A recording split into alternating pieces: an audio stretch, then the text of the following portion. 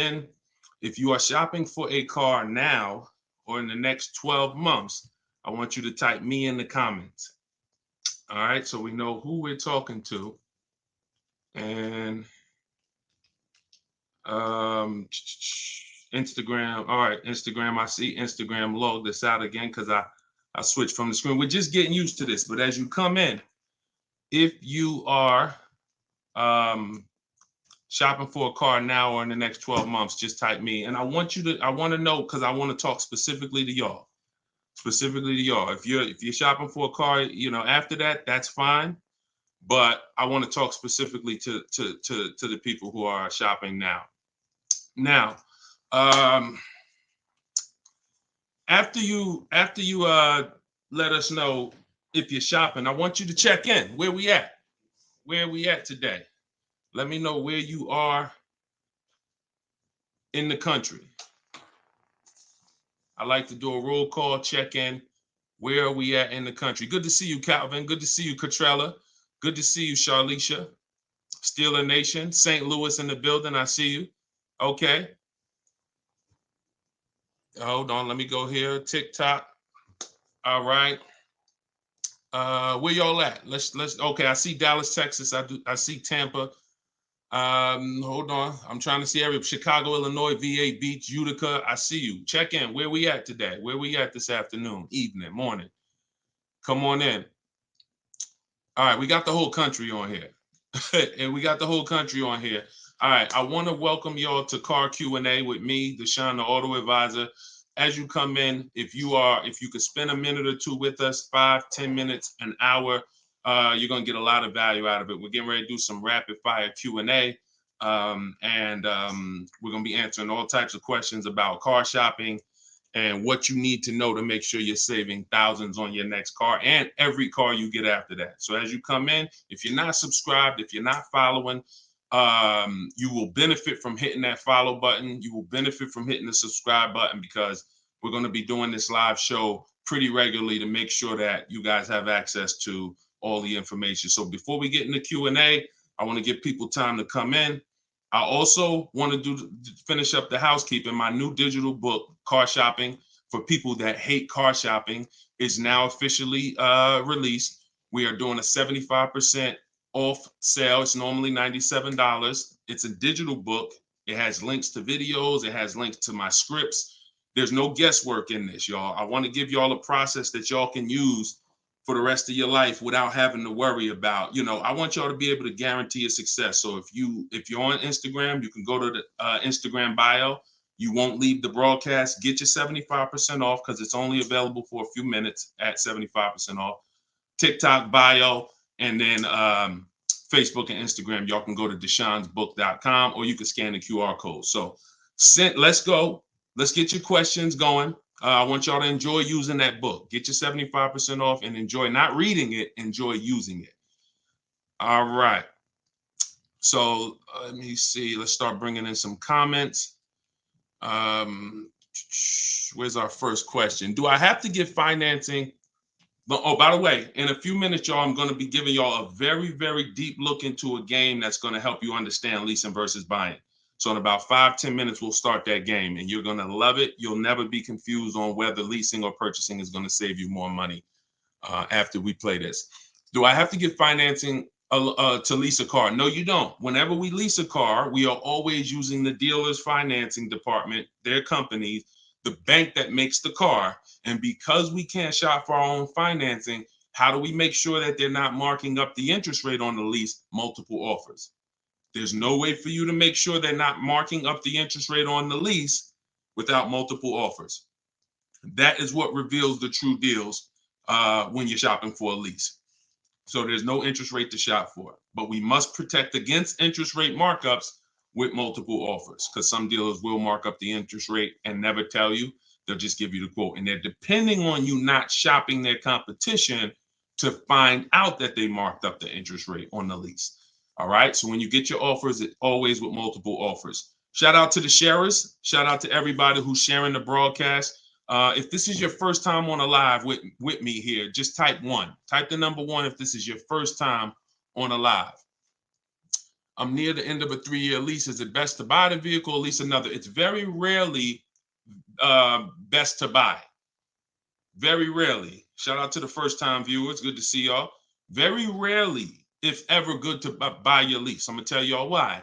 Because when you buy your lease, you're buying a used car. When you buy your lease, you are buying a used car. That's all that's happening. So, being that you are buying a used car, you need to know if would I normally buy a used car versus leasing. And the only way it makes sense to buy your lease out is if you're keeping the car another 8 years. I'm going to tell you why. You've already had the car for 3 years. You've already had the car for 3 years. Most people, when you buy your lease out, you're getting another 5 or 6 year loan for the balance. So you're committing to 8 or 9 years of payments on the same car. This spills into bad lease deals. The reason we don't take 48 months leases on a lease, because we're paying too long on a vehicle that we're giving back. We never want to be tied up long term in a vehicle we're giving back. That's the whole point. Leasing is meant to be 3 years, 39 months, sometimes 2 years, depending on what they're offering, in and out, switching cars very fast, always under warranty, keeping our payments low. Okay. Can y'all light up TikTok with the likes? Can y'all continue to tap the screen on TikTok? I see we got a few hundred people. We got about 400 people on total, all the broadcast. Could you actually hit that share button? Because I promise you, y'all, no one will ever get mad at you for sharing my page with them. I guarantee you that. In fact, my goal is to get them to thank you. Hey, thank you for sharing that. I like that guy's stuff. We try not to waste any time here. What about paying cash? VJ Live said, let me put this question up on the screen. If you're on, make sure you're subscribed on YouTube so y'all can see the whole thing, the presentation, when we share these numbers. We can't do that on Instagram and TikTok. So VJ Live said, what about paying cash? I have about 15,000 and I don't want payments, but they keep trying to push me to 25 grand range so I can have payments. Here's the thing. If you can find a quality car for 15 grand, great. If it's going to force you to buy something that's not, who's heard you always pay cash for a car? If, as you come in, thank you, Godhead. Shout out to the sharers. I see y'all. Who's heard always pay cash for a car? Type me in the comments. If you've heard always pay cash for a car, type me in the comments. I see y'all lighting up. Keep tapping the screen on TikTok. We appreciate it. Y'all lighting up the likes. Y'all can see where we at on the likes in the top left. Who's heard always pay cash? Right? 5150 times heard it. VJ Live said, heard it all my life. Now listen, bunch of Dave Ramsey advice. Now here's the real. Here's what I'm just telling y'all. We got a bunch of people on here, hundreds of you all say, yes, I've heard you pay cash for cars. Now there's two schools of thought here. One is no debt. Now if your philosophy is no debt, I'm not here to convince you to change your philosophy. Here's what I'm here to talk to you about. If your philosophy is I want to do what makes the most financial sense, then we'll have that conversation. Because people who could pay cash for cars and don't, they typically are making money on their money. When I was in the dealership, people would come in, they would ask, what are the interest rates this month? If the interest rates were 0%, something special like 0%, 1%, 2%, 3%, if they knew that they were getting 10, 15, 20% returns on their money, they're not going to put it in a car. They're going to use the bank's money at 1, 2, 3%, and they're going to use their money to keep making 10, 12, 15, 20%. That's the philosophy. So they view that as, I'll pay 3%. They view it more as a business transaction than as a leveraging money to make more money. See, some people will tell y'all people who don't pay cash for cars, they're into debt. But I'm here to tell you that when I sat with very, very savvy people in my career with Mercedes and General Motors, I had tons of people who could easily have wrote a check for the car. I want you to know that if your goals are to eventually get into making more money with your money, investing your money, getting 10%, 12%, 8%, trying to beat inflation, then you're going to have a problem putting your cash into cars. Because not only, if let's say we park right now, this is just as answering VJ Live's question, because I got it up on the screen here on YouTube and Facebook. He's asking about paying cars. And many of you, as you sit on the show, you'll see, Dad, that's a similar question. Many of you will see someone's going to ask the same question you have. When we start seeing that we can actually use the bank's money for less, we're gonna realize that when you put $20,000 of your hard-earned cash into a car, that money cannot make you more money. That $20,000 that you just put in the car cannot make you more money. You have maxed out the value of that 20,000. It's in a car, you can't pull it out. You could refinance, but that's not happening. You're going to refinance and just get another loan. The point is, your money's in that car now. So had you had an opportunity to invest that 20 and make 8%, 10%, 6%, 12%, that's what the people who don't pay cash for cars who are wise are doing. I'm not telling you there's a difference. Look, I talk a lot about budgeting. I talk a lot about affordability. All through my book, I have systems and boundaries.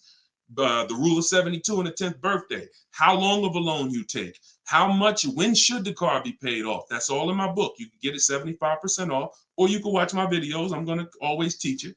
But if you want it all in one place right here, get the book, 75% off.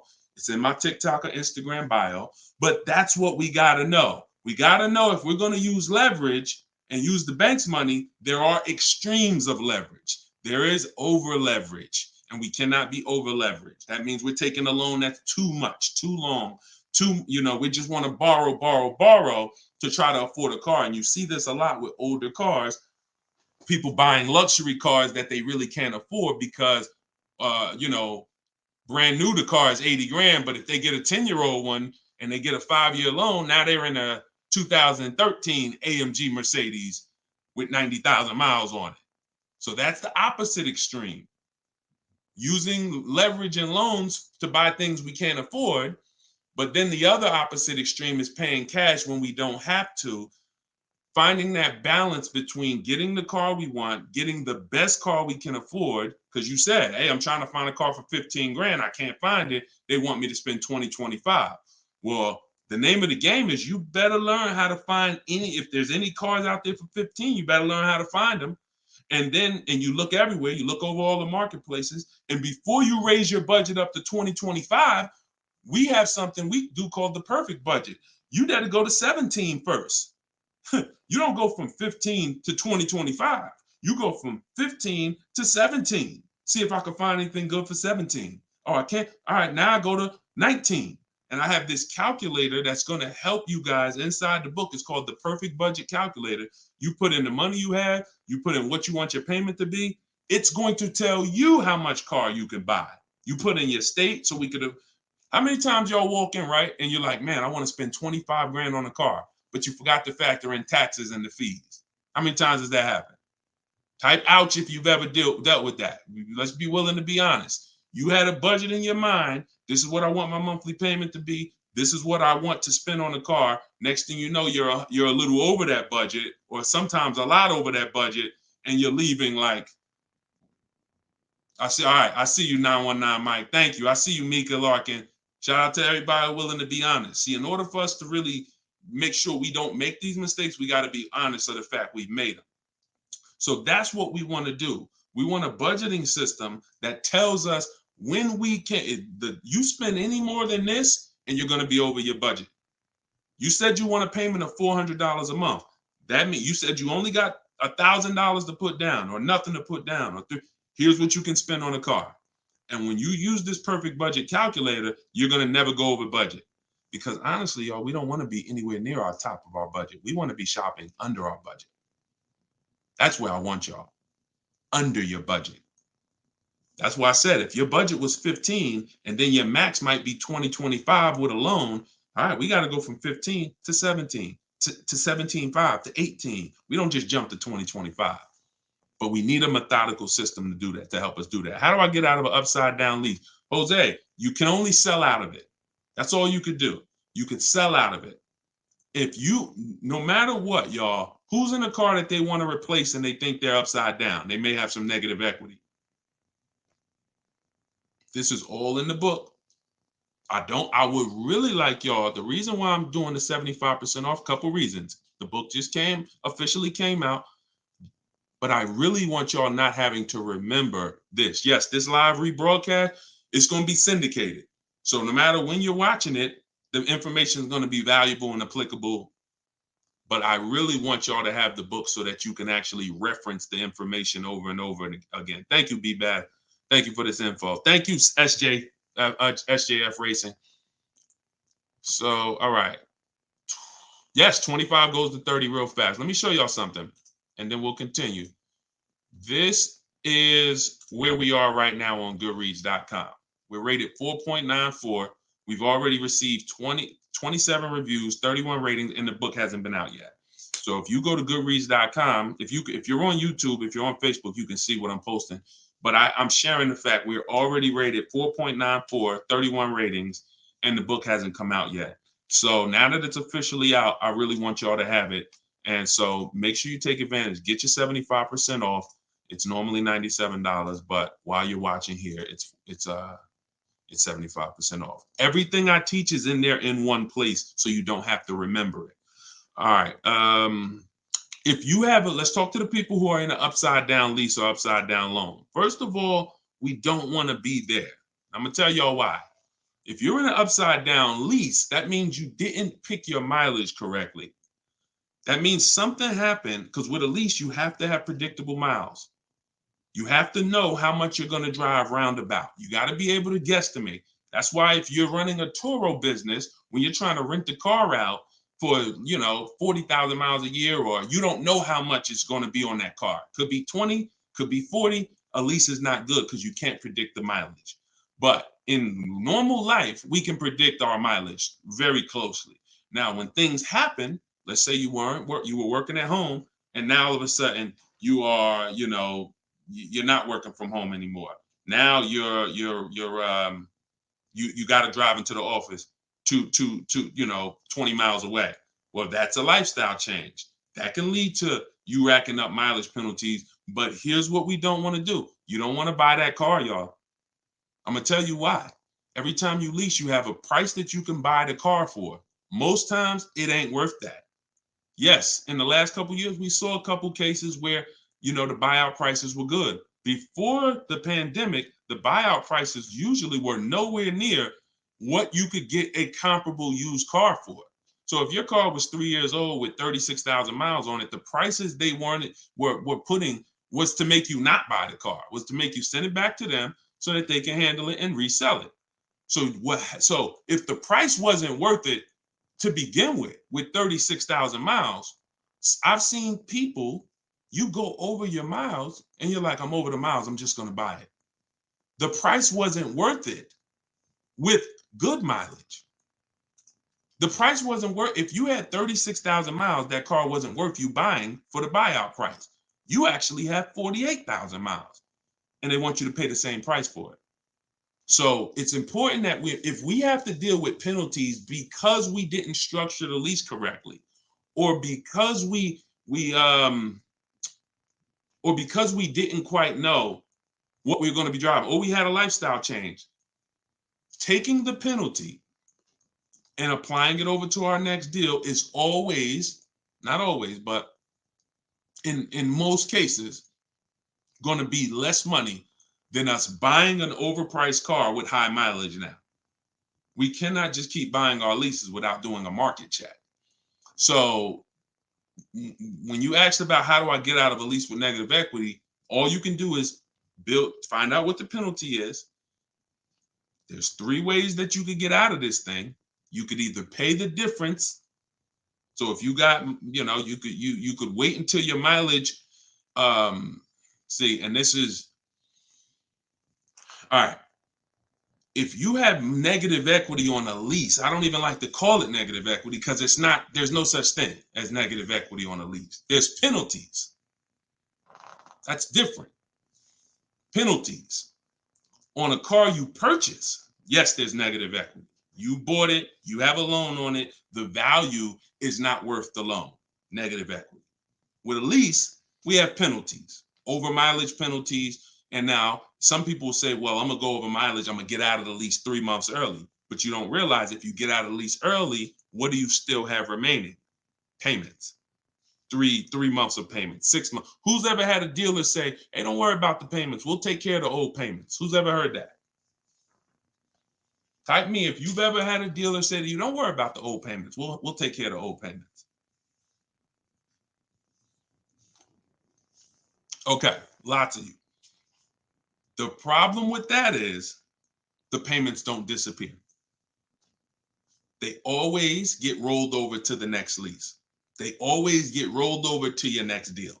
So what I want y'all to start doing is I want y'all to see that the money is not hitting. When you have negative equity, 5,000, you got this baggage from your old car, it does not go away. It gets either transferred or you can pay off the difference.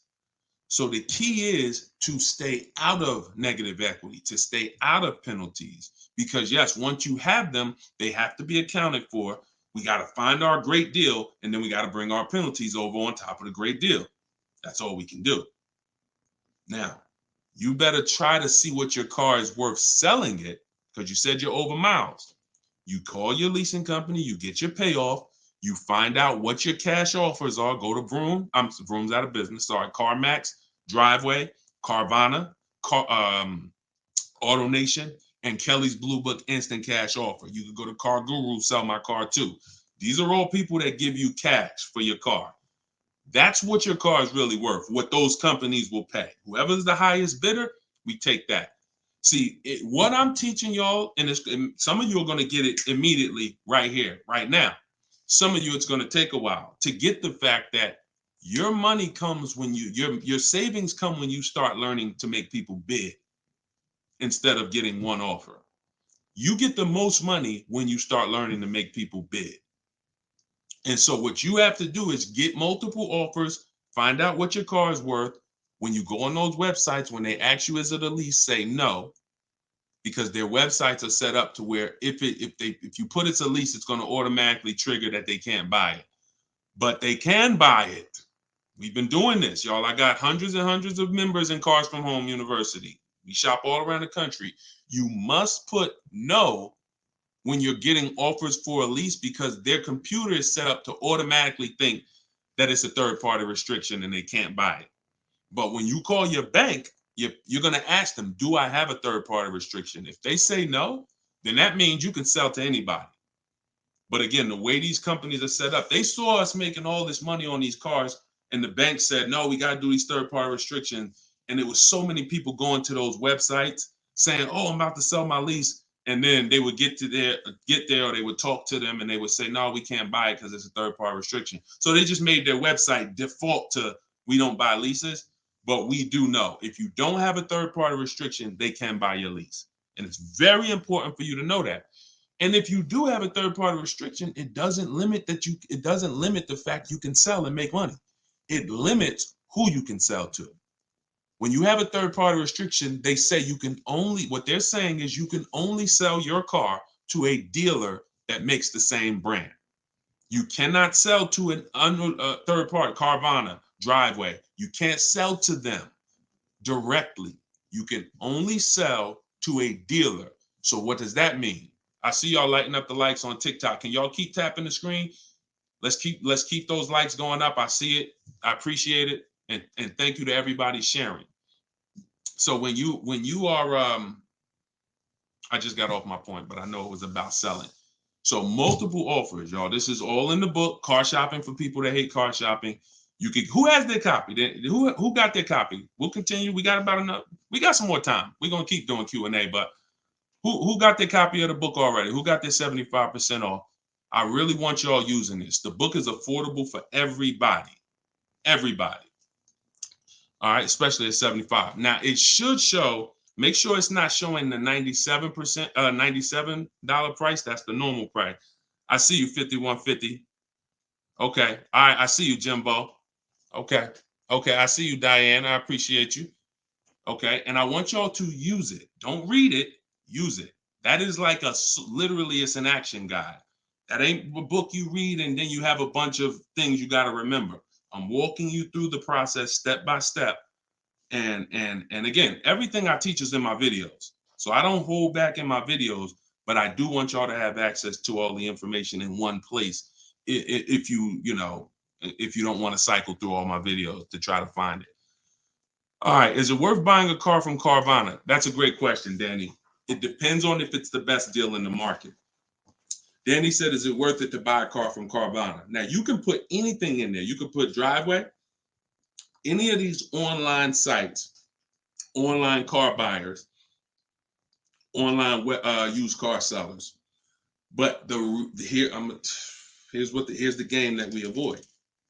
We cannot shop from them exclusively, because here's what they try to do. They'll try to sell you a car based on variety. Hold on. My do not disturb should be on. My do not disturb should be on. So anytime you see,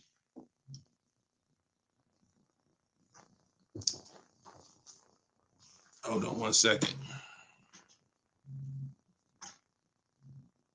I keep getting a call and I don't know why it always does this. I don't want to lose the people on Instagram. Hold on, Instagram. We got you. All right. We should be back on Instagram now. Okay. So most times, especially when we're selling our cars to these people, you got to realize we sell our cars to Carvana, to Driveway, to all these companies because they pay more than dealers on average. If they're paying more than dealers on average, they're usually not the lowest price. When they're selling the cars, they're usually one of the highest. You can't pay people more than dealers and then turn around and sell for less than dealers. That could be part of the reason why Vroom went out of business. But whenever we shop for a pre-owned car, Carvana is always on the list. Whenever we shop for a pre-owned car, CarMax is always on the list. Driveway is always on the list. Why? Because we shop everywhere there's a used car. You may have been trained to shop local with used cars or to shop I only go to Car Gurus. Then you're missing the stuff that's on cars.com. You're missing the stuff that's on carfax.com. You're missing the stuff that's on Driveway. You're missing the stuff that's on CarMax. So we got it just the same way. If we were buying a baby stroller, we're going to go to Walmart, right? .com. We're going to go to Amazon, right? We're going everywhere, right? That's the same way we got to be when we're shopping for used cars. Carvana is just one marketplace. And unfortunately, there are people who shop from them exclusively because they're like, oh, I just love Carvana. I don't have to go into the dealer. And they don't realize that, one, what I teach you won't be in a dealer more than 30 minutes. And also, if I'm not checking their prices, I'm going to overpay. And I'll literally have I didn't have to go to a dealer, but I got a car in my driveway that I could have got for $5,000 less if I just shopped around the right way. I did just mention Auto Trader. Auto Trader's on our list, Alex. Auto Trader is one of our marketplaces. It's one of the marketplaces we shop on. It's just like a Walmart. It's just like a Amazon.com. Auto Trader is a big one. We definitely don't skip any used car marketplace. Now, we don't use Auto Tempest because Auto Tempest pulls and aggregates some data from other people's websites. They're not their own marketplace, so they can't get all the data. So that's why I don't use them. We just go direct to the marketplaces themselves, because no company has the rights to market everyone's product. And so as long as no company has the right to market everyone's products, the only way we're going to see all the product is by being on all the marketplaces. But I'll show y'all how to do this quick. This shouldn't take you more. Look, y'all, this is going to sound crazy, but it shouldn't take you more than 60 minutes, 90 minutes to get your best deal on a car. No, 90 tops. Tops. Not only do I want y'all saving thousands, I want y'all to save time. Deciding what you want shopping, test driving, that takes time. That's fun. Getting the deal, that should not take you more than 60 to 90 minutes when you learn how to get bids. Okay. And the more you stick around, the more you use what I teach, you're going to make deals and save more money in like less time. I don't want to spend more than 60, 90 minutes getting my car deal, and I don't. All right. Ivan said, planning to get a new car ASAP. What are the steps to prepare that you would suggest? Well, first thing is to know whether you're buying or leasing. Let's go into this game. All right, let's go into this game. Thanks for reminding me. Now let's this is a game that I've done this on in some master classes. This is also in Cars from Home University, my video library. So what I want to show y'all is I want to show y'all this game I like to call Who's Winning. Okay? This is why. Now listen, we get ready to make some people mad at some people. I don't want y'all to get mad, but once y'all see this, y'all are gonna be mad at some people who taught y'all bad information about leasing, and it's cost y'all money. This is always step one. Now I'm getting calls from Facebook. How could this is so weird. I don't get how the heck I have my phone on do not disturb and I'm still getting calls. That is so weird to me. Got to figure that out. So bear with us, Instagram. Instagram is always the one that has to bear with us, but all right. So this is what we're doing here. And look, go to YouTube or go to Facebook and watch the rebroadcast. Rob Rue said, where do I purchase the book? Everybody who wants to purchase the book and get the 75% off, if you're on Instagram or TikTok, go to my bio, click the picture of me, go to my bio, you'll see a link, and then you'll see 75% off. Grab it. You won't even leave the broadcast, so you don't have to worry. You'll be right here. You'll still be able to hear me. And then if you're on YouTube, or you can go to deshonsbook.com. If you're on Facebook, go to Deshon's Book, or you can scan the QR code. So what we're about to do, I'm going to ask y'all a question. We're going to go down the road and we're going to compare two different people here. People who buy a car and people who lease. This is step one. Before you think about how much you're getting how much you're going to pay, your budget, any of the things, do I have down payment? Before we think about any of that, I want y'all to know what the most important question is. That's leasing versus buying. So on this screen, I'm comparing a person who leases and got a brand new $40,000 Jeep Grand Cherokee 2024. Now, I want y'all to look at this if you're on Facebook and Instagram. If you're on Facebook or YouTube. This person with a good lease deal is paying $500 a month. $500 a month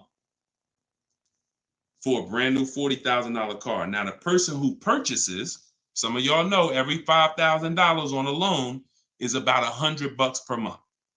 So if you're looking at a $40,000 car, you're looking at about $800 per month on a 5-year loan. Now, I got this person in here on a 6-year loan at $675 a month. That's how much this car costs. 6-year loan, 3.99%. $675 per month. Let me ask y'all a question. Looking at this screen, who's winning so far? Two people drive off the lot in a brand new Jeep Grand Cherokee. They have the exact same vehicle. One is white, one is gray. One person's paying $500 a month. They're leasing it.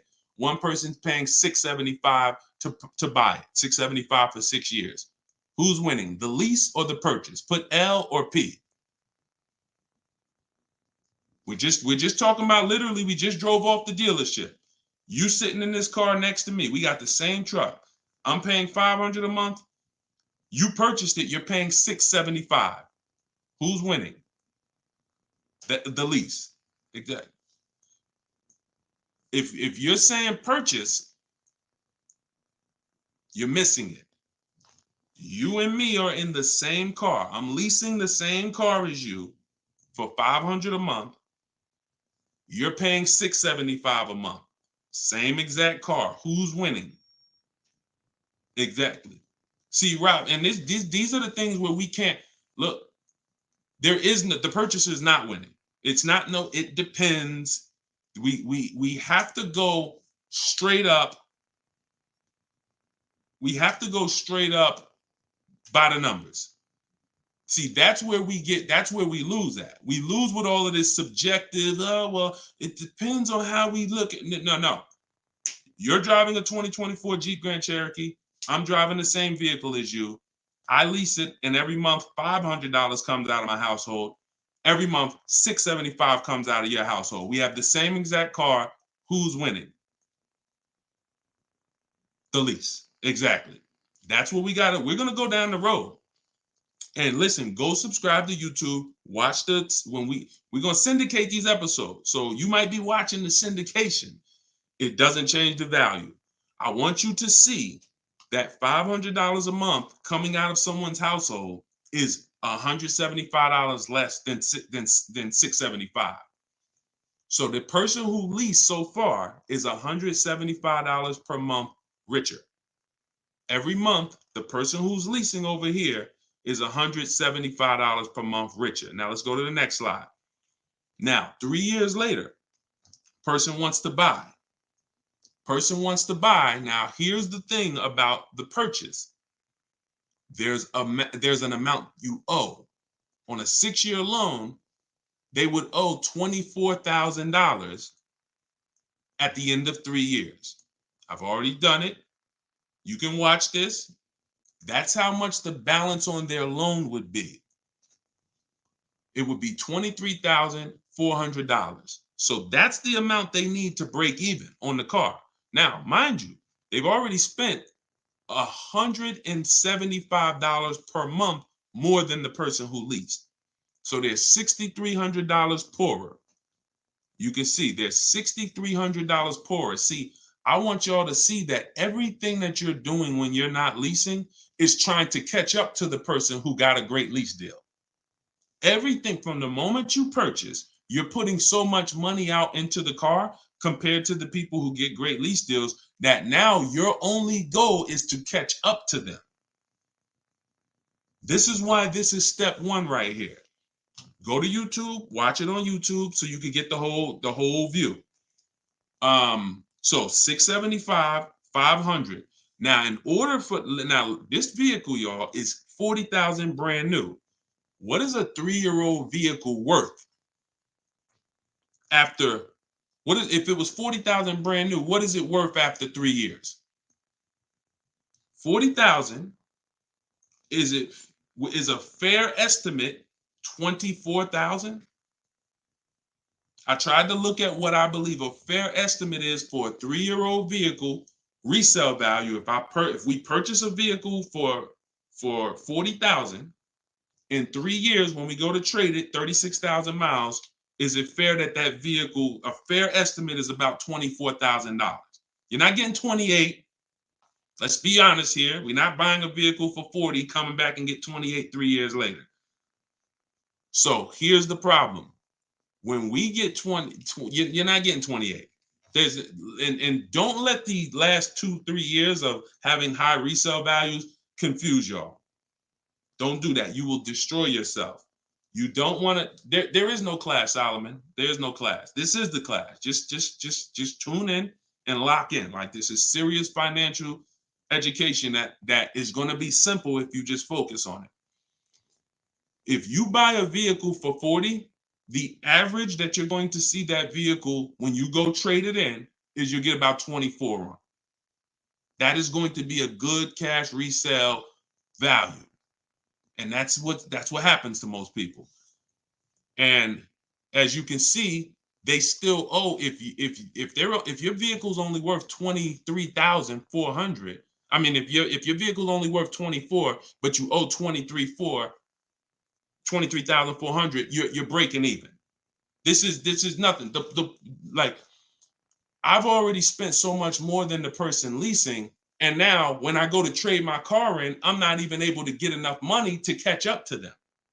I'm not able to I'm $6,300 behind the person who leased when you purchase, and I'd have to get all that money back to make it worth it to have bought. That's why, y'all, when you buy your cars and trade in, you notice how much you always worry about how much you're going to get for the car.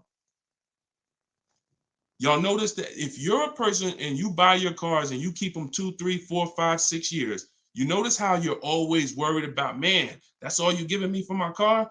That's all you're giving me? Nah, you got to give me more than that. You know who doesn't worry about that? Keepers. Anybody in here who buys a car, keeps it till the wheels fall off, you never worry about what the car is worth, right? Because you're using all that value. That's what we do when we purchase. But here with a lease, you're always behind. If you purchase a brand new car compared to a person who leases, you're always behind. You can't catch up with them. You're paying too much money. So this is an intro.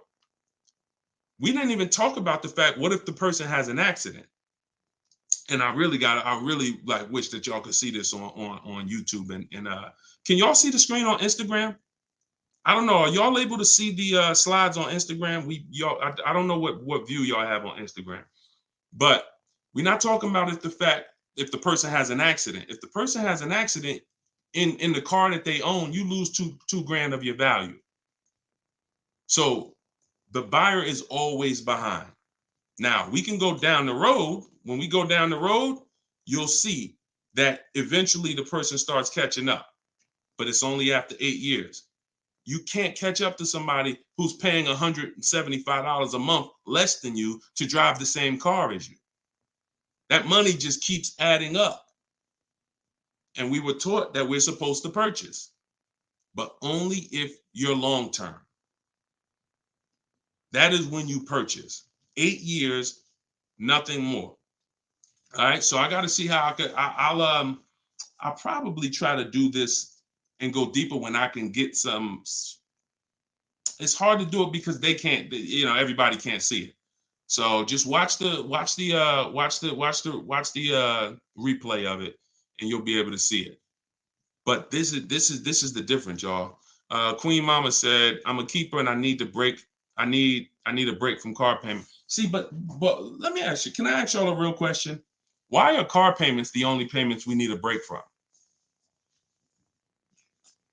Let me ask y'all a very real question, because car payments we need a break from, but we're okay with cell phone payments. We're okay with insurance payments. We're okay with car insurance payments. We're okay with, this is like a cost of living. And I don't have a problem when it comes to financially, I want to pay cash for a car, and I'm just going to keep my debt down, and I'm going to make sure that, the interest rates are high right now, so I'm not going to look to borrow. I'm just going to pay cash. That's fine.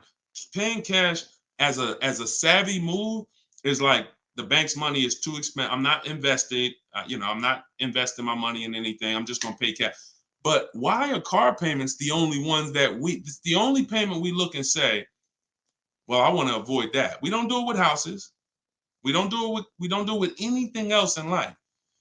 And sometimes it makes us get a bad car because we like, oh, I'm just going to save up $8,000. I'm just going to say. Meanwhile, if we knew how to properly structure our deals, we can get the best car for our budget, under our budget. Because y'all know all cash is saved up payments, right? All people be like, oh, I'm going to pay cash. If you save up $20,000, that's just a bunch of saved up payments. Yeah, she said, I'm tired of house payments too. I understand. And again, if we have the cash and we can go and we can look, I'm going to teach you how to pay cash for cars if it makes sense. And if you have cash, that's great. We got to make sure we get the best price on the car. But at the same time, you need to know when it doesn't make sense to pay cash. If they're doing 0% financing on the car you want, why wouldn't we use the bank's money at 0% and let our money continue to make money, or continue to keep our cash free? So again, because there's nothing to justify it. There's nothing to make it make sense. Oh, I don't want car payments. I don't want any of the payments that I have in my life. But my goal is to get the best the best out of what I'm paying for. But yeah, it's a lot that goes into it. You got to make sure that those that's why y'all, we got to shop below our budget. I need a break from rent. Yeah, we got to shop below our budget. Look, when we let people talk us into cars that are above our payments goals, that are above our monthly expense goals, oh, now we get tired of them. But if your monthly budget was 500 and you went in and you left with a great car at 450, 425, you ain't really tired of that payment. You're tired of the payment, right? Like, you're tired of the payment that's 700 when you really didn't want to go above 650. Now you're like, dang, I'm paying 700 for this car. Dang, I'm getting tired of this. When you're under, you don't get tired when you're under your budget. You get what I'm saying? Does that make sense? Type I don't know, $, if that makes sense. We only get tired of payments when they're over our budget. When they're comfortably within our budget, we're never tired of them. That's why we're fine. So, but we got to learn how to get the best cars for our budget, and that comes through multiple bids. You have no idea. And then it comes through leasing versus buying, which is what we've been talking about in this initial thing. In this initial thing. I'll try to get everybody on one stream, where y'all could all see, because I really want to focus on the people who can see the slides. And because I know I could engage with them because they can see the slides, and then but it's people who can't. So that's all right. We'll continue to adjust. But you got to know, believe me when I tell you, thousands of people have learned that the biggest issue of affordability for the cars that they're driving was the fact that they didn't understand leasing. Leasing is going to get you 30, 40% more car for the same money when you learn how to get great lease deals. All day long. So it's people who driving a daggone $50,000 car, they got a $900, $1,000, $1,100 a month payment. At the same time as people driving $50,000 cars, and look, this is their payment. I'm gonna show y'all something that's gonna blow your mind. You can't believe that this is a payment on a car. Right here, look. Greg is in our Facebook group. He's in our Cars from Home University program. He said, my first time posting here. His MSRP on his car that he got, it's a Kia EV6 Win with the tech package. $56,275 car, y'all. $56,000. That vehicle, if he went in there and said, I want to purchase that, man, I'm not leasing nothing. How much is it? That vehicle is $1,100 a month on its best day. 5-year loan, $1,100 a month. If he stretches out the loan 6 years, maybe it's $1,000 a month. I don't ever recommend you go above a 6-year loan. When we get into structuring our deals, y'all gonna hear me talk about the rule of 72, 10th birthday. We don't ever want to go above a 6-year loan. It's very risky, and it's a sign of affordability. We can't afford the car. It's like a 40, 50-year mortgage. So the point is, if he walks in to get that car, he's leaving with $1,000 car payment. Same car. Look at what he got, y'all. Shopping multiple offers. The dealer that won the bid, his payment is $527 a month. $527 a month. He gave him first month's payment and he drove off. He said no other dealer came close. Some people may have shopped that car and said, Deshone, I was shopping a lease for that car. They was telling me it's $800 a month. Absolutely. That's normal, because the overpriced dealers that we don't buy from are going to take their shots. But in order for us to see that, wait, this car is not really $800, the best deal on this car is $527. We have to shop multiple offers. Now, it's not always going to be that dramatic, but I promise y'all, when y'all shop multiple offers, it's going to blow your mind. The best deal to the worst deal is going to be $3,000 to $5,000 different. And you're going to see that some of the dealers that you've trusted the most, that you've been buying from, maybe your family been buying cars from them, some of them may be the ones to take the biggest shot at you. So you have to shop multiple offers. But y'all see how there's no comparison to that deal Greg just got? $527 a month. Another person's driving the exact same vehicle paying $900. This is how, when y'all see these videos of that, people average car payment is $1,000. How? Because they don't understand leasing. They don't understand leasing. Once you understand leasing, you'll understand how these people are getting jammed up and how you may have gotten jammed up in a high car payment for a car that you might feel like, yo, I'm paying way too much money for this car. And then the opposite side is, if we are purchasing, we have to make sure we are getting the best price for the car and we are getting the best interest rate we can get. Does he lease to buy? No, we don't do lease to buys. We don't mix the two. Leasing is its own benefit. That's a great question. Great question. Let me put the banner back up for those of you who want to get the book. See, if you don't want to have to remember all of this, grab your book. My new book is called Car Shopping for People That Hate Car Shopping. It's digital, so you could download it, be literally using it in 2 minutes, and just go to deshonesbook.com. It's 75% off for our launch, and you can get your copy. If you're on Facebook or if you're on Instagram or TikTok, you could go right to my bio, click the link in my bio, get your copy while it's 75% off. Price goes back up to $97. I think after 30 minutes. All right, so your payment is over $1,100 now, and look, that means your loan is probably somewhere around 60 grand or more. Depends on how much it depends on what your term was. So if your payment was $1,100 a month, on a 5-year term, that's a $60,000 loan. That's about a $5,500 loan on a 5-year term.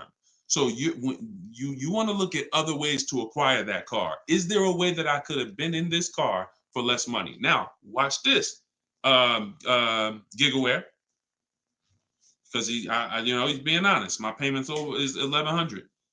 If you are buying that car and your intention is to keep it, and that means your intention is to keep it for 8+ years, you're going to pay off that car, and then you're going to just, start to catch you. Once you don't have a car payment, you can start to catch up to the person who leased, because the person who leases is always going to have a payment. That's the downside about leasing.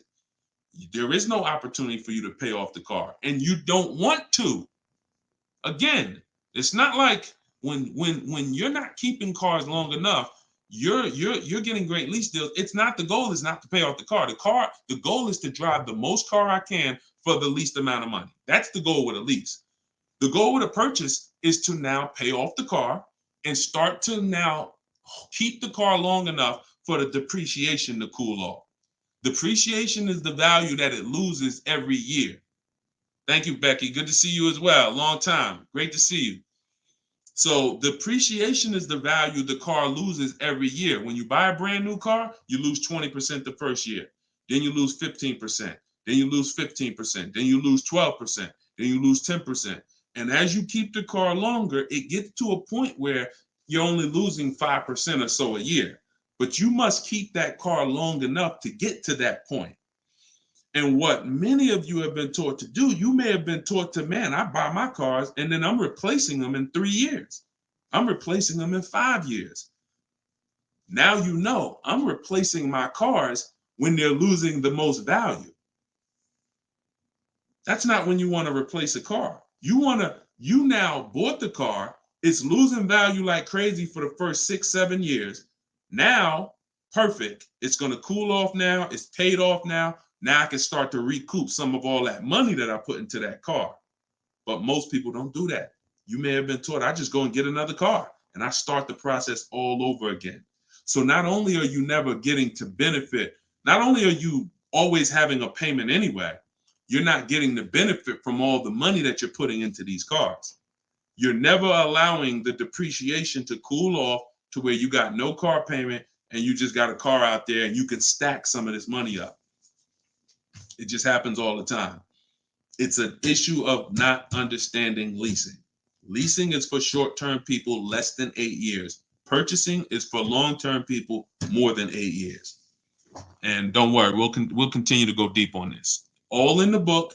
So anybody who wants to really know this and have it all in one place so they can use it, if you're shopping for a car now or in the next 12 months, you need this stuff right now. You know, I got tons of videos all over all my Facebook pages. But if you want all the information in one spot, get your book at 75% off. Just make sure that it's not showing the $97 price. Whenever you click to the website, make sure it's showing the 75% off price. So you can purchase off the bank loan. I don't know what you mean by that, Skinner. Is it smart to lease and then buy it out? No, see, and again, that's a very common question. Yo, what's the benefit of that? I mean, somewhere along the lines, we heard about leasing to buy. We don't want to, you're only leasing because you don't want to buy the car. You're buying the car because you want to keep it and take care of it for the long run. I see you, Dr. Coop. Congratulations. She said, I got the book. Enjoy it. Use it. Don't read it. Use it. And, you know, I really can't wait to hear your success story. There's no reason. Look, when I'm going into a lease, and you got to have this in your tool belt. Some of you, your children are not going to keep a car 8 years. You're going to need to set them up to get a great lease.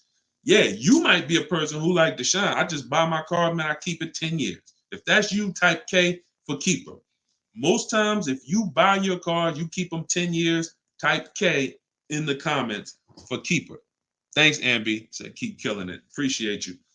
If you are, the book is called Car Shopping for People That Hate Car Shopping. It's in my TikTok bio and it's in my Instagram bio. But I think you only got, it's 30 minutes. You could get it for 75% off. While everybody is on, you could get it 75% off. Okay, so keepers, you are not, you're not worried. That's when you buy. When I'm going into lease, I'm not thinking about keeping. We don't want to mix the two. Leasing is, I'm going to get a great lease deal where I drive a brand new car for pennies compared to purchasing. Or you know, for a small percentage compared to purchasing. That is a lease. My goal is not to buy the car. It's not to buy the car. You and see, when we keep, we win. When we lease, we win, as long as we're getting good deals. But it's people who are mixing the two, and that might be you, and that's where we lose. We buy, and then we trade. We buy, and then we sell it in 2 years, 3 years, 4 years. We tired of it. Oh, I'm gonna go switch out of this. That's mixing. The other one is you lease, and then you purchase the lease. So you lease your vehicle, and then you go buy it at the end. That is mixing. You don't want to mix because the benefits of leasing are laid out. The benefits of purchasing are laid out. Very clear, separate benefits. When you mix the two strategies, you lose the benefits. And again, most people who would tell you they bought their lease, they're buying it with a 5 or 6 year loan when they've already been paying 3 years to lease it. The lease is 3 years. The loan is 5 years. That's 8 years. And I'm going to tell y'all how this happened. How I figured out this was so bad, I'm going to be honest with y'all. I was in the dealership one day. Somebody comes in. They're like, hey, I want to replace my car. So I go out and I look at the car. I ask them what they owe. No, I don't think I asked them what they owe. They come to the dealership. They say, yeah, I got a car out there. I want to trade it in for a new car. And I'm like, okay, that's pretty normal. Let's take a look. Here's what happens. I say, what year is it? And they'll say, well, it's a 2018. I'm just using like a real example. Like they say, oh, it's a 2018. Now I'll ask them, how long have you had it? And they'll say, well, I bought it brand new. So I've had it 5 years, 6 years.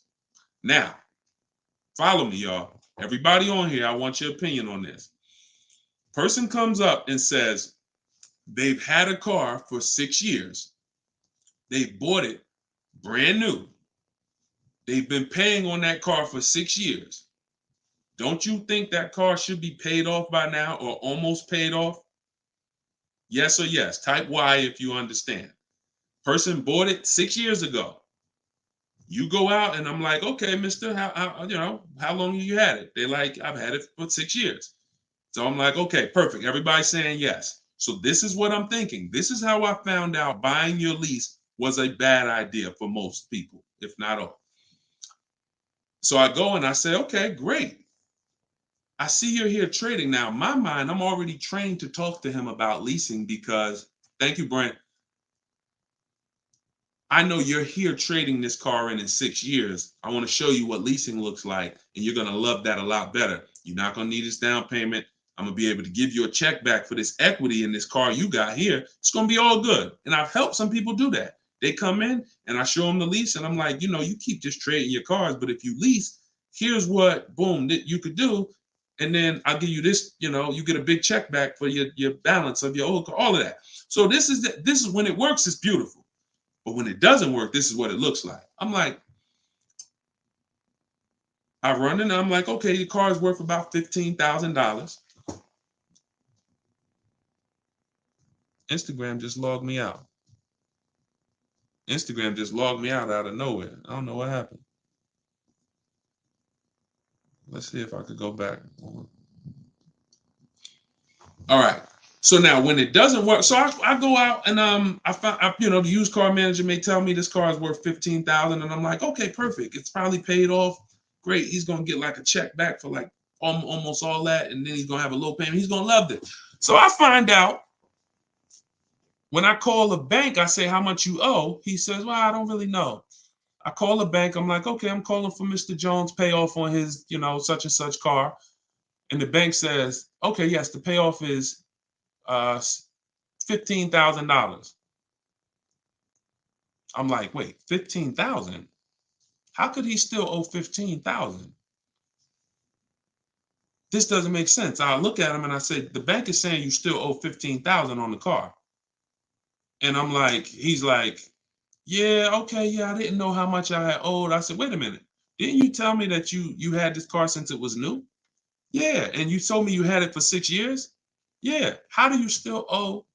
And he said, oh, I leased it first, though. What I did was I leased it for 3 years, and then I had bought it at the end. And I'm like, there we go. That's the problem. You leased it for 3 years. Most people, when they're buying their lease, they're going to put a 6-year loan on it, which means 6 years later, from the day you bought it, from the day you originally leased it, 6 years later, you've been making payments, and you still have 2 more years of payments left. That's actually, I'm wrong. That's 9. 3 years of payments left. Happens all the time. So I literally, y'all, smart people on here, you'd never take a 9-year loan, right? Type never. You never take a 9-year loan. If you're enjoying, please subscribe to the YouTube channel. If you're not subscribed already, we still got probably 400 or 500 people on here throughout all the platforms. If you, whatever platform you're on, make sure you're following us, because this is the stuff we do. You would never, right? You would never take a 9-year loan. But the same we're adamant we'd never take a 9-year loan. We got to see every single time. Thank you so much. I appreciate the gifts on TikTok and all the platforms. We got to take every time we hear about buying our lease out, unless we're going to pay cash for it, which is another discussion. But most people are not. They're going to take a 5 or 6 year loan out. So as soon as you hear lease to buy, as soon as you think lease to buy, I want you to think 8 or 9 years of payments on the same car. That's why it's a bad idea. That's why it's a horrible idea. Okay? Now, if you are comparing, we had somebody in our group yesterday who was asking about buying his lease out because he's going to give the car to his parents and because they're going to keep it long term, and the value of the car compared to the value of a similar used car is a great deal. That's different. Buy it. Because all you're doing when you're buying your lease is you're buying a used car. It's your car. I used to help people buy their lease. Hey, they come out of the office, we switch the plates because we got to re-register the car. And I'm like, okay, so how was it? Now they just signed up for a 5-year loan, 6-year loan on a car that they've already been in for 3 years. They're not really excited about it. I've had the car for 3 years. At least when you go buy a used car, you're excited about it. You're excited. Oh, nice. It's new to me. But when you buy your lease out, you're not really excited. Thank you, man. Y'all going crazy with these gifts and everything. I appreciate it. So these are the things, like what I want y'all to have, as long as you stick with me and you learn what I teach, you're going to have clear boundaries that you operate in that always protect you. That's the name of the game. There's clear things I do. There's clear things I don't do. I know I have rules. I have boundaries. And what I want y'all to get familiar with is the 8-year rule. The 8-year rule is the first rule. It says if you're not keeping your car 8 years, you should not be buying it. You can't outlive the depreciation. You cannot outlive the depreciation compared to someone who purchases. Now, it's too much to go deep on right now. We'll go deep because I know some people thinking, oh, Deshone, but if I pay cash for a brand new car, I'll pay less overall. Yeah, but if you pay cash for a brand new car, you're still laying out all the money. You're still laying out all the money and you're still trying to get that back. You're still, oh, I paid 30 grand, 40 grand, 50 grand. Do you understand that a person who leases that same car, what would you rather be? Big dog who thinks you're big dog because you're going to write a $50,000 check, or a person who comes in and says, I'm going to get that car for $500 a month. Do I want 50 grand coming out of my bank account going into a car, or do I want $500 every month? It's much more, it's a much more pleasant feeling to give a bank $500 every month to drive their $40,000 car than it is to say, okay, you want this $40,000 car, then you come give us a check for the whole amount and the taxes and everything. Now I'm taking the check out, boom. And again, there are situations where that's right, but I want you may have been somebody who's like, yeah, but I don't think it's right for me. And that's okay. That's okay. I'm not one of these people that's going to make y'all feel like you are wrong by using leverage and learning how to creatively acquire cars where it's a little bit of money coming out of your bank account every month versus what people have told y'all and how you should be buying cars. Thoughts about leasing luxury vehicles. It doesn't change, Doctober. That's a great question. He said, what are your thoughts about leasing luxury cars? Same principle, 8-year rule. I don't care whether you're leasing a G-Wagon, whether it's a Bentley you're looking at, whether you're looking at a Toyota Corolla, the 8-year rule is what applies. Because the 8-year rule takes into account the depreciation. If you look and say, that's a car I'm keeping for 8 years or more, you buy it. If that's a car you're not keeping 8 years, you're going to see you'll pay thousands less and drive a better car leasing it, even if you try to buy it used. So I'll need more than one broadcast to really go deep on this. I'm just getting familiar with how to use all of these tools where I can show you all stuff. But we'll continue to go deep on this. This is not a subject. If you've gotten years and years of bad advice, it's not always. Some of you get a breakthrough immediately, and some of you it takes more time because again, it's been beaten to your head, and people with loud voices who shout tell you this is what you do, or you never do this, or you always do it like this. You know, like who's heard somebody say never buy a used car? I mean, never buy a new car, always buy used. Who's heard that? Type of U for used. If you were taught you always get a used car, you should never get a new car. Who's taught that? And we got a couple more minutes. We'll stay on. We'll do some more questions. As long as y'all continue to share the broadcast and continue to stay tuned in, I see we still got hundreds of people on. Then we'll continue. All right, now let me tell you how. See. You either have to teach something that works for everybody, or what you teach will mess people up. If somebody says to y'all, every single one of you should be buying used cars, because that's what they'll say. Never buy a new car. Everybody on here should be buying a used car. So that means you think everybody in the country should be buying used cars, right? Yeah, absolutely. Nobody should buy a new car. Nobody in this whole country should buy a new car. Like, no, always buy a used car. Okay, perfect. So let's just say if you had your wish, everybody in the country will be buying used cars, right? Because that'd be better for them, right? Yes, if I had my wish, everybody would be buying used cars. Then here's my question. How do they become used cars then? How do they become used cars if everyone is buying used cars? I want y'all to think about this. If you had your wish, you could snap your finger, Mr. Financial Advisor, whatever you teach. How could everyone buy used cars? It's impossible. The cars come in new. They don't just, so if everybody was buying used cars, what's happening to the new cars? They're just sitting there. And then, so that's not a practical solution. How do we acquire? Who should be buying brand new cars? People who are going to lease them, and people who are buying new cars, who want to purchase, keep long term, and you could afford new. That's only if some people say, Deshone, I want to buy. I'm not leasing. I want to buy. I keep my car, but should I buy new or pre-owned? That depends on budget. That depends on, unless you want one specific from a year, somebody be like, oh, I want this special year. But if it's a case of, you know what, I can afford both.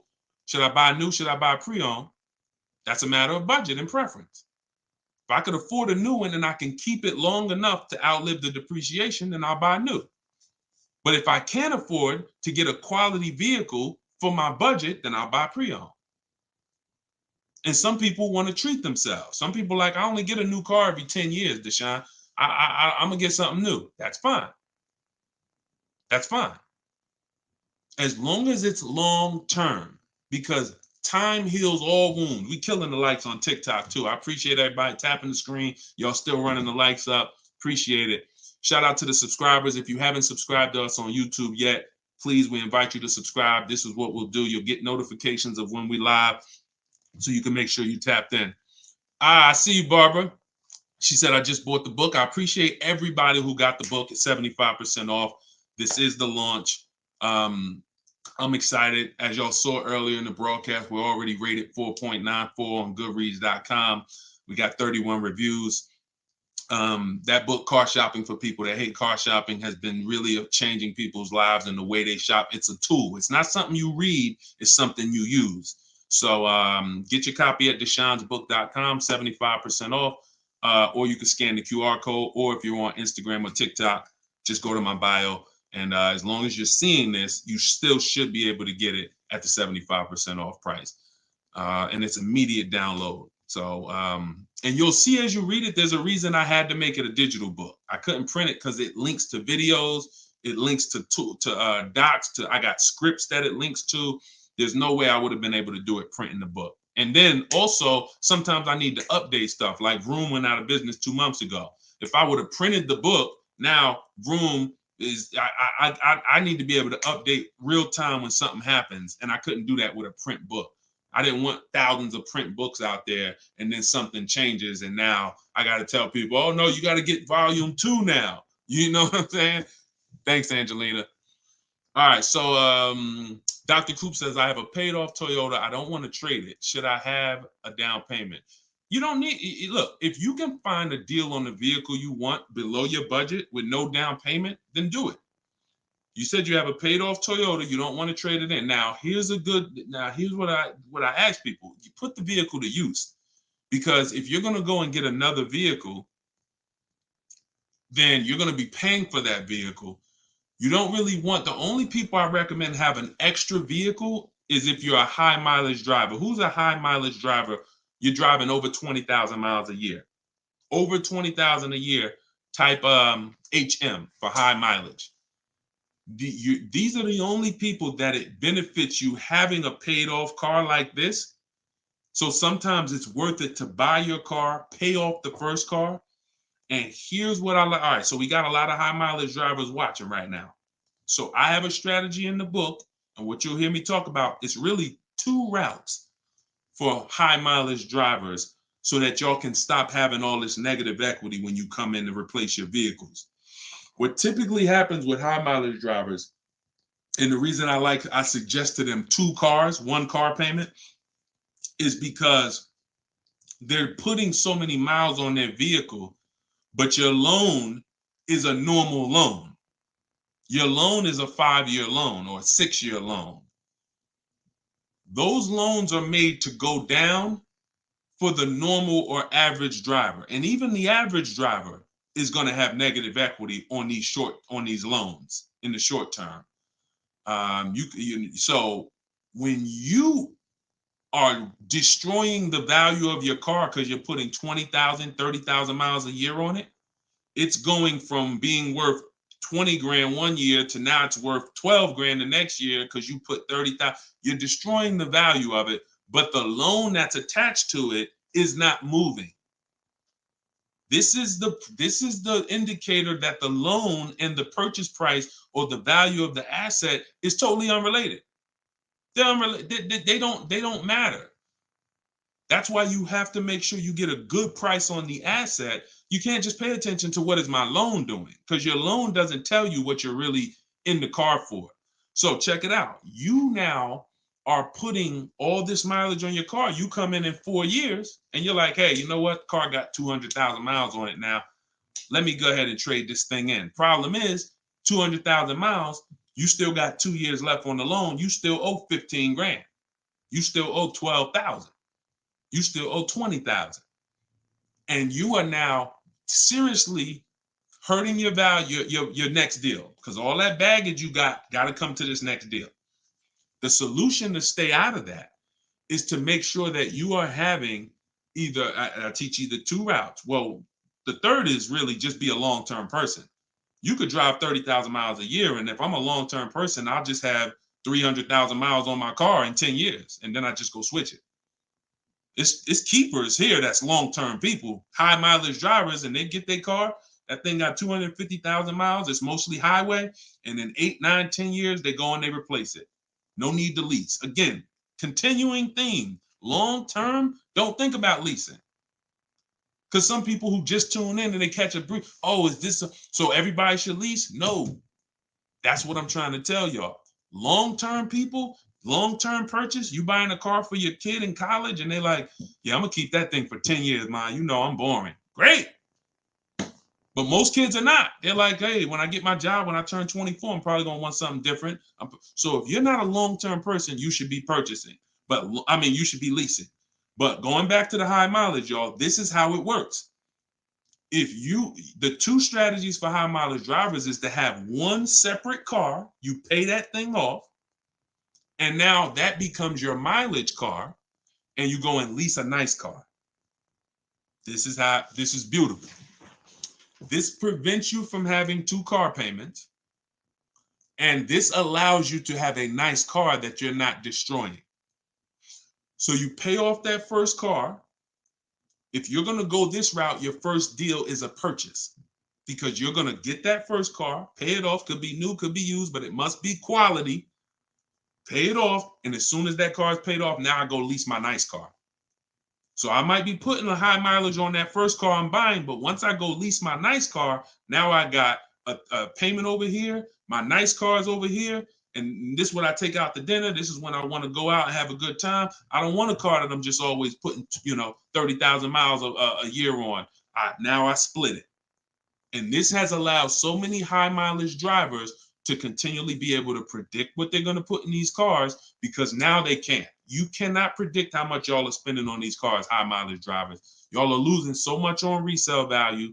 Your loans are just so high and they're moving slow. You don't know how much you are losing, but I break it down for you. It's thousands. You can't destroy the value of a car and then go trade it. It follows you. So that's one strategy. Second is a high mileage lease. Second is straight up. First time I experienced this, I had a guy came in and he was bringing back a lease with 75,000 miles on it. And I asked him, I said, man, I didn't even know. And that's my ignorance. I was selling cars and I didn't even know that was available. And I said, let me ask you a question. How long you been doing these, like, what do you do? He's like, I'm in sales. Like I do 25,000 miles a year, every year. I said, okay, wow. And you lease your car? He said, yeah. Because I already know what a good lease deal is. I just didn't really take into account back then. This is probably 2015. I didn't take into account a high mileage good lease deal. And when he told me what his payment was, And he said, yeah, I come back 75,000 miles. I drop that thing off. I pay my payment every month. Now here's the thing. He might only be paying $150 or $200 a month more for his super high mileage. But that's much better than him buying the cold car, destroying the value, coming back and trying to trade it with 10, 15 grand negative equity. So strategy, you are not really purchasing cars with strategy until leasing and purchasing is in your tool belt and you know when to use which. For your family, not just you, for your family. It's not just you. All right. So great questions. So this is the type of stuff that's in the book. Everything's in the book. Whether you see me live, whether you see me on social media making videos, you're going to get all the information. You don't have to worry about, oh, Deshone is holding back info. It's not. Now, access to me, yes, I have access. I have a Cars from Home University where I coach people personally and we work together. That's access. But as far as the information's out there. It's how you want the information. We'll get it to you anyway. If you want it all in one spot, get the book, get Car Shopping for people that hate car shopping. Download it now. It's 75% off. Scan the QR code or go to deshonesbook.com or go to my Instagram or TikTok bio and get your 75% off copy. But other than that, you don't have to worry about not having the information. See, what y'all have had to deal with is how do we make great car deals? How do we not pay penalties when we don't have the information? But now the information's here. It's here for you. It's just you got to decide, how do I want the information? Do I want to look through all Deshone's videos? I got a video on every topic. More videos to come. They're not in order, and they're for different people. Some of you are going to purchase used cars. Some of you are going to lease. Some of you are going to buy a new car. Some of you are going to pay cash. Some of you have good credit. Some of you don't. So throughout all those videos, you got to sort through that. In the book, you're only following one path. When I do videos, when I do a book, it's like one path. Let's stay focused so that we can keep you on track. That's why it's step by step. Yeah, that's how the book is designed. All right, how do you purchase a vehicle without proof of income? That's tough. You need other things that are going to weigh. That's a good question. So if you don't have proof of income, you credit profile gets you approved, not credit score. So proof of income is usually only required when you have a lower score or you have a new company, new business, and they need some type of way to, try to, make sure they're going to be all right recouping their money. How is the car going to be paid? So if I didn't have proof of income, then I got to work on credit. Or I got to have a lot of cash. And even then, what's the reason we don't have proof of income? Once I know that, I could better explain. What's the reason we don't have proof of income? Seems dealers don't care about mileage if you release with them. That's now good time. So now watch this, y'all. This comment just came in. We'll still cycle through all the comments. We got another little while in this hour. We're getting through as much as we get through. It's good time on YouTube said, seems dealers don't care about mileage if you release with them. Absolutely a mirage. I asked y'all earlier, who's had a dealer say, oh, we'll take care of the old payments. We'll take care of the mileage penalty. It's absolutely not true. Since 2006, here's the only time, shout out to y'all running the likes up on TikTok. I appreciate it. Y'all keep running them up. Thank you so much. Shout out to the sharers. Everybody who shares good information, just hit the share button wherever you're at and share with somebody if you're in this sharing. So I've never seen mileage taken care of, ever. No program, no bank, no leasing company, and we've done thousands of transactions. I've never seen a leasing company say, we'll forgive mileage. Never. So that does not happen. Mileage penalties let's say we calculate a $2,000 mileage penalty, that gets rolled over to your next lease deal, and we're working that lease deal with that $2,000 accounted for. So whatever the deal is we're working you, now, perfect, here's what it is. Make sure that $2,000 penalty is in there. You pay for that. Now, in some cases, very rare, there's loyalty programs where they waive some payments.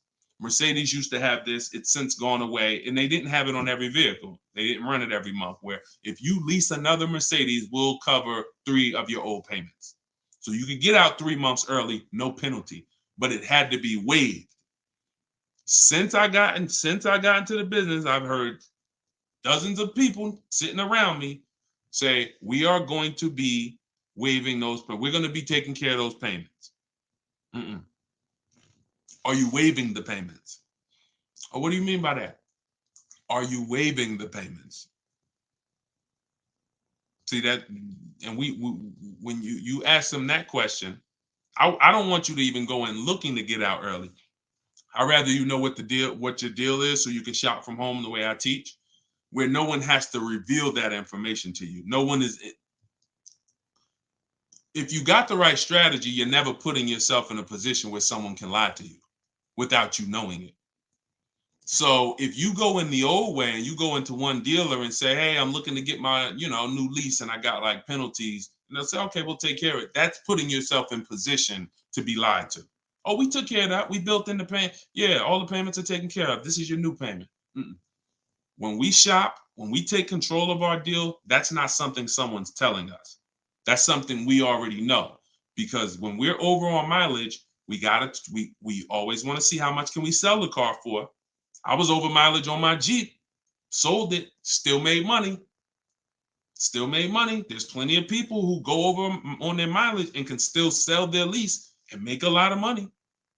Even if they break even, they avoid the penalty. So first is always to do our equity assessment and see how much we can sell the car for. And if we can sell it, we avoid the penalty. And then we're choosing payments. Do we get out early? Do we make the payment? You see, when you getting out of your lease early, unless you sell the vehicle, y'all, you can't get out of your lease early. You're breaking a contract. So I don't want y'all I don't want y'all using language or comfortable with language that cost you money, because you've heard people say this for years. Oh, I'm just going to get out of this. No, you're going to get out of it and you're going to pay penalties for that. So because they've taught us, or you've been taught, oh, you can get out, no problem. You call the dealership, hey, you know what, y'all? I bought so many cars from y'all. I know I'm supposed to keep this lease for how many years? It's supposed to be 3 years, Mrs. Johnson. Okay, yeah, but I think I'm ready for something new already. All right, well, when can you come in, Miss Johnson? See, they're never going to say, just so you know, Miss Johnson, if you break the lease, the penalty is going to be, pretty significant, because you contracted for 3 years and now you're getting out. So we're going to have to roll over probably about $3,000 or $4,000 to your new lease. So no, they'll just come in, get you in, and all right, here's your new payment, Miss Johnson. You don't realize that I'm paying $100 more for this car than I could have been paying if I just waited. But because you've been taught to be a payment shopper, it doesn't matter to you. But somebody who's financially savvy, who's like, man, I don't want that extra $100 coming out of my house for the same vehicle. You're not going to do this. So we cannot ever believe what dealers say about penalties, about, oh, we'll take care of that. We find out, can we sell our car to avoid the penalty? Or if I can't, I either got to pay the payments and get out earlier, or I'm going to stay in it and just take the mileage penalty. That's not a bad idea most times, y'all. Sometimes people will call and say, yo, I'm going over mileage. And I say, okay, well, based on how you're going over, you'll only be over by like 2,000 miles. That's only $500. Oh, I thought it was going to be more than that. Nah, you're going to be over by 2,000 miles. Just, wait till the end. And then when you get your new car, build that 500 into the deal, and that's it. Or just pay the $500. Because very rarely are people, oh, I was supposed to drive 36,000 and I'm doing 100. That's just, wait, something went wrong here. What the heck happened? I can see you were supposed to do 36 and you did 40. You're supposed to do 36,000 miles. You did even 45. Maybe you got a different job. But I mean, how we have to structure our leases right, so that if you know you're a high mileage driver and you take a 10,000 mile a year lease, shame on you. Like, we can't do that. We can't do that.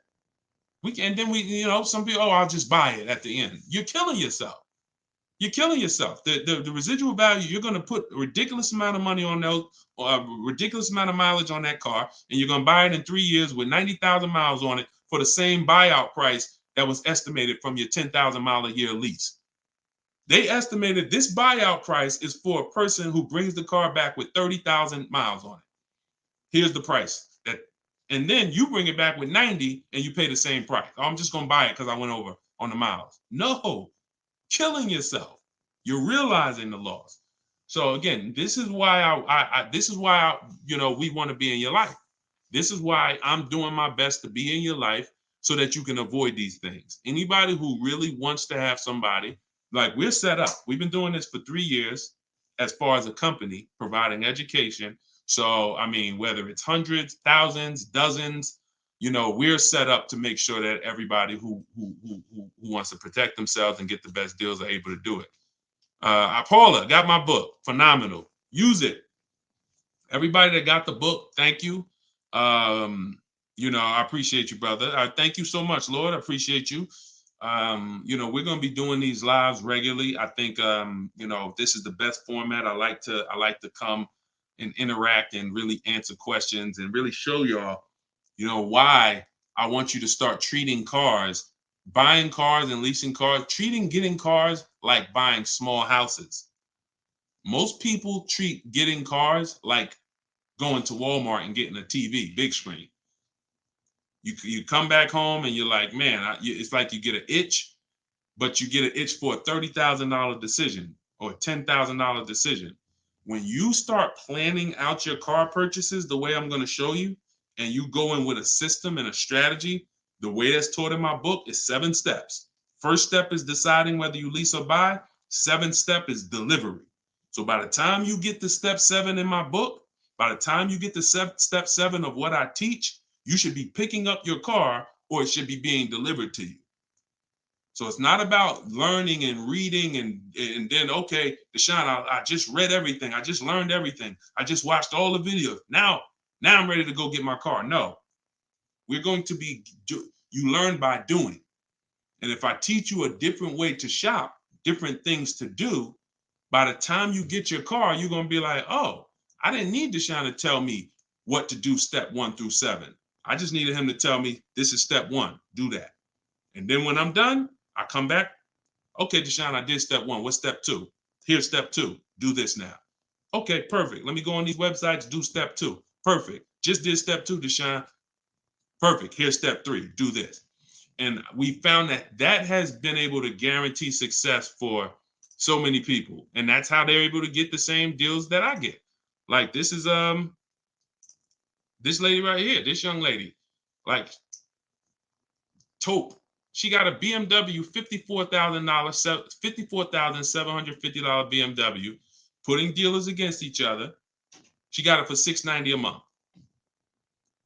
She got the protection plan and raised it up. Her payment on that BMW. Now, mind you, if you can see on YouTube, if you can see on Facebook, you can see this slide. $690 a month. People are paying for that $54,000 BMW. People are paying $1,100 a month. To go in and purchase that car, $54,000 is $1,100 a month with no money down because she didn't do any money down. $690. You see what I'm saying? Some of you might be looking, and quite honestly, some people may watch it because we're going to syndicate this. Whether you're watching this live or in syndication, doesn't change the value. You might be driving that same car, and you might be looking and saying, "Yo, I'm paying $1,000 a month for that car. She's paying $690. I put $8,000 down. She put no money down. We can't compare. You think Dave Ramsey, God forbid, and look, shout out to Dave Ramsey. I love what he teaches in terms of financial literacy. I love that he teaches people to invest and build for retirement and make sure I love that. But there's an area that he doesn't know what he's talking about, and that's when it comes to cars. See, look, credit is a big part of it has a lot to do with me helping you. Y'all don't hear me teaching credit. It's important. It's a complimentary topic for us to talk about. I talk cars, how to make sure you pay the lease for them. Yeah, maybe naturally. Let me give some credit tips too. Rodney, you could just go right to my TikTok bio, grab your book. It's 75% off. Click the link in my TikTok bio. You think she can ever listen to someone that tells her you shouldn't be leasing? She knows when to lease and when to purchase. She's not in love with that vehicle. She's not keeping that vehicle 8, 9, 10 years. So how can I drive this vehicle for the lowest amount of money in my household? I'm gonna shop all my offers. The dealer that wins the bid, I'm gonna see what it is. Oh, look at that. It's $690 a month. I'll take it. This is how we are going to keep thousands of dollars in our household as things continue to go up. I need you guys to be spending, I need you not only to be making sure your cars are below your max budget so that every single month you're not growing tired and weary of your car payment. That means it just needs to be below your max budget. And then the second thing we need is to make sure that you are driving the best possible product for that money. You could be below budget and look at what you're driving for the money, and you're like, yeah, I'm below budget, but could I have gotten a better car for this money? Could I have gotten more car for this money? And I'm here to tell you that when you understand leasing, you're going to see there's no comparison. $690 a month for a daggone $1,100 a month vehicle to purchase. So short term, less than 8 years, we always lease. We never purchase. Now, in another episode, when we start talking about, in another segment, we'll talk about overpriced leases because every lease is not equal. Y'all gonna learn. We can't, every lease deal, even when you learn to shop, you must learn to shop. You must, because some 80% of dealers are overpriced on their leases. 80% of dealers who gave Tope a quote, let me come back from this screen. 80% of dealers who gave a quote to this young lady, Tope, on her BMW, were a lot higher. Some of you even saw it on the video. It said it when she wrote it. The other offers were a lot higher. That's how it's supposed to be. So you can't go back and forth with one dealer. You must reveal the best dealer, the best offer through multiple offers. So that's what you do. And you do that whether you're leasing or purchasing. And when you start doing that, you'll understand. That's in the book. That's what I teach. Bids. One-to-one negotiation is dead. I want y'all to eliminate one-to-one from we never do it. Because you cannot do that with any other item and win. You can't do it with jewelry. You can't do it with groceries. You can't do it with televisions. You can't do it with houses. One-to-one negotiations, you lose every time. You must see multiple options, multiple offers, and then we pick the best one. And what you see is that's gonna be done with loans we get, cars we buy, and cars that we sell. We don't trade. So, all right, yeah, this has been great. I need her contact. I don't know what you, I guess y'all having a conversation. I didn't know what y'all needed contact-wise. All right, let's see. Is buying and selling a car a good hustle? I'm not really teaching people how to buy and sell cars because, there's, if you want to go into the car business, that's not what I teach. Do I have to log out to purchase the book? You shouldn't have to. Let me try to reset. Let me know if it's still showing the $97 price or if everybody was able to get the 75% off price. Let us know. All right, I just reset it, so it should give you an opportunity to go back in there now and get your and get it at the 97% off. All right. Buy dealer loaner cars. It depends. Those can be great opportunities. But again, we still need something to compare it to, Tina. Tina on Facebook said, buy dealer loaner cars. Now, we will buy or lease a loaner car if it's a great offer. So when we reach out to dealers, you'll see in the book, I teach you to go to the website because I give you my scripts. I tell you what to say. Some of you could do it by phone if you want to call a dealership and try to get multiple offers, but I would only speak to a sales manager. And even then, you got to just make sure that you but only speak to a sales manager. But the point is, if they have a loaner car, it needs to be so much better than what I could get a brand new one for. So if, for instance, if the dealer that wins the bid is offering me $3,000 off on a brand new one. But a dealer with a loaner car is only offering me $3,000 off or $3,500 off, and it has 3,000 miles on it. I'm going to go with the brand new. But if I don't have anything to compare it to, then I might think 3,000 off is a good offer for the loaner car. See what I'm saying? See, price assurance is when you guarantee. I want y'all, listen, if you want price assurance, type PA in the comments. You want this every time you make a deal. Price assurance means I guarantee that I paid the lowest price that I could have paid. That's called price assurance. I want you to understand, some of you are a bit though, is that possible with cars? That's what I want you to move from now on. I never want you to make another car deal without price assurance. How do you get price assurance? Multiple offers. It's the same way you get price assurance when you're buying groceries, when you're buying, spaghetti sauce.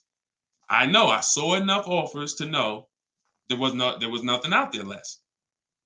Not, I went in, I looked at one brand and said, I gotta have it. I like those. And it was $1 off. And I thought see, price assurance is the best thing with a car because you literally can look at all these offers and say, this is the best one.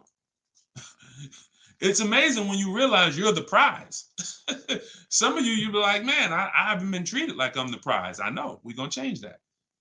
So when you use the systems that I want you to use, you'll realize, dang, I've been the prize the whole time. You mean all of these banks and credit unions would work this hard to try to give me, it's all these options I got? It seemed like before I really didn't know all my options. That's right. But when you now change the way you shop and you now move into a bidding mindset, everyone I'm going to do business with must win the bid. The bank, the credit union must win the bid. And then I'm going to give the dealers a chance to see if they can beat it. Now they bank's going to get a chance to bid. Very soon we'll talk about how to do that without affecting your credit. I want to show y'all this bank bidding war process. We have a specific way we shop for loans, credit unions, banks. We let dealers access our credit, and the way it shows as one inquiry when it comes to affecting our score.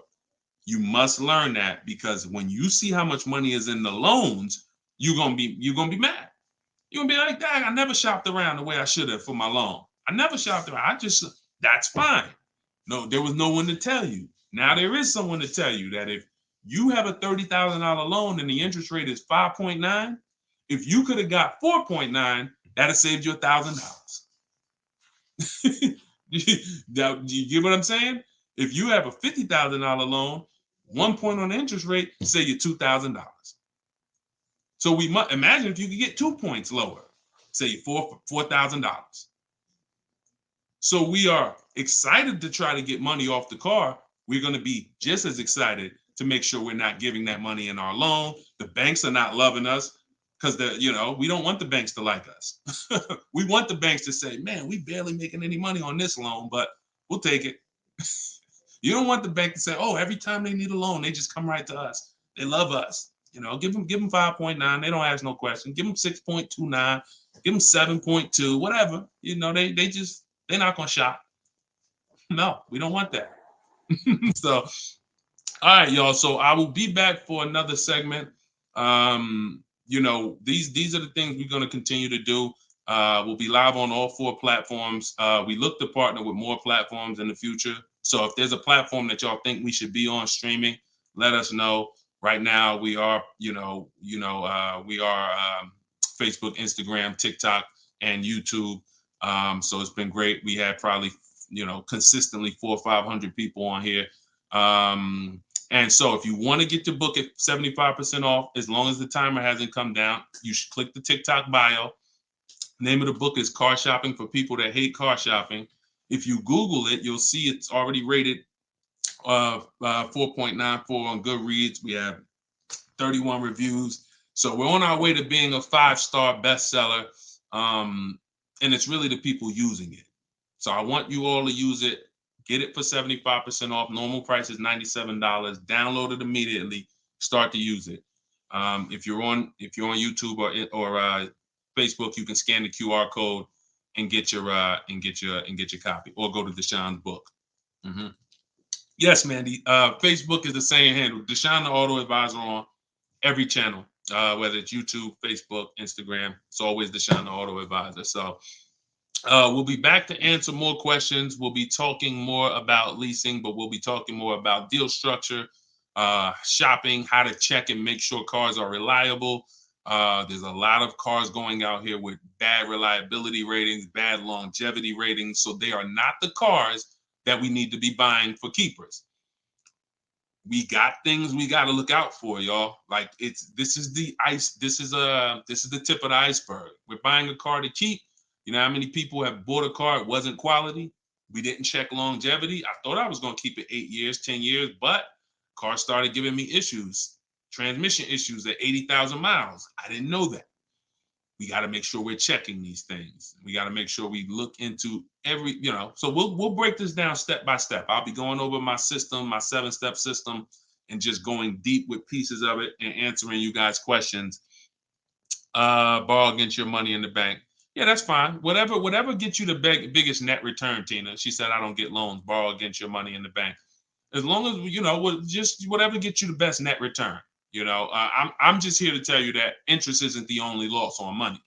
Opportunity cost is a loss when it comes to financial. If you were taking a class on finance, opportunity cost is real. If I could have put my money in something and made 10% on it, but my money was in a car and I didn't have that money, and that money is losing me 10% in the car. So let's just say I put the 20 grand in the car, and then every year that 20 grand is worth 2,000 less, then I'm losing. It's a negative 10% return every year on that 20 grand. When I could have had that 20 grand somewhere getting me 10%, use the bank's money at 4%, and now I'm still at a net positive when it comes to, am I richer at the end of the year? Am I richer at the end of the month? So I just say that to say we've been taught when it comes to finance, we just talk interest. Oh, I don't want to pay interest. I don't want to pay interest. But I'm here to make sure everyone knows the total package of why people who don't pay cash for cars, who could afford to, who literally can write $100,000 check for anything they want, why they don't. See, I'm not interested in, I'm interested in why the people who could pay cash for cars choose not to.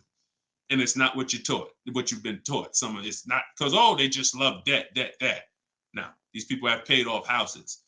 So these are the things that we're going to be talking about. So, and again, all in my book. If you want it all in one place, grab your copy. But yeah, this was a great segment. We will certainly be back. Always a pleasure. And just make sure you're subscribed so you do get notifications when we go live. Make sure you're subscribed on TikTok. Make sure you're following so that when we're live, you can jump on because we're going to be doing this a lot. All right. I'll see y'all soon. God bless everybody.